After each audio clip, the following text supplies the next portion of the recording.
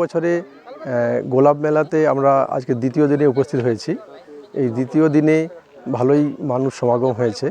এই গোলাপ মেলার মেন উদ্দেশ্য এখানে চাষিদের ডেভেলপমেন্ট, উন্নতি যাতে হয়, সেই চাষিরা যাতে উন্নতি লাভ করতে পারে তার জন্য এই গোলাপ মেলার আয়োজন করা হয়েছে। এটা শুধু মেলা নয়, এখানে প্রশিক্ষণ শিবিরও আছে। চাষিরা তাদের নিজেদের বক্তব্য, নিজেদের সমস্যা, এখানে যারা কৃষি বিজ্ঞানী যারা আসছেন তাদের কাছে তারা মত প্রকাশ করতে পারবে এবং তার সলিউশন তারা সেখানে নিতে পারবেন। এবং তার সঙ্গেও শুধু শেখা নয়, আরও কিছু ব্যবস্থা করা হয়েছে, একটু এন্টারটেনমেন্ট পারপাসও রাখা হয়েছে। যেটা হচ্ছে এখানে কিছু খেলাধুলার, বাচ্চাদের খেলাধুলার একটা প্রোগ্রাম রাখা হয়েছে, 8 দলীয় খেলা। আর তার সঙ্গে এখানে কিছু বেচা কেনার ছোটোখাটো কিছু দোকানও বসেছে। আর চাষিদের জন্য এখানে করা হয়েছে লাইব্রেরি, যে লাইব্রেরিতে এখানে কেউ বই পড়াশোনা করতে পারবে এবং বই তাকে এই আকর্ষণ বাড়ানোর জন্য সে বই পড়লে তাকে আমরা চারা গাছ দেবো, এরকম একটা আমরা প্রপোজাল সবার জন্য রেখেছি।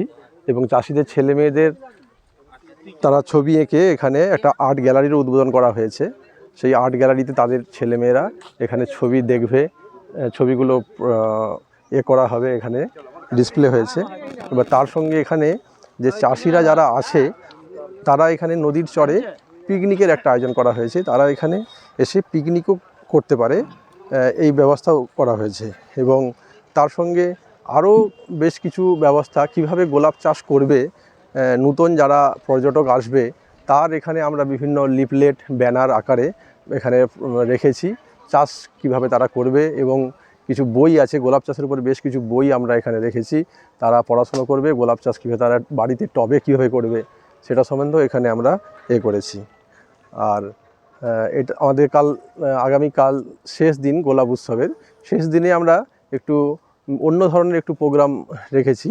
সমস্ত কৃষক এবং পর্যটক বন্ধুরা তারা এসে তাদের একটু নিজের মতো করে এখানে গান, এবং তা নিজেরাই করবে, গান, নাচ, এই ধরনের প্রোগ্রাম রাখা হয়েছে। স্যার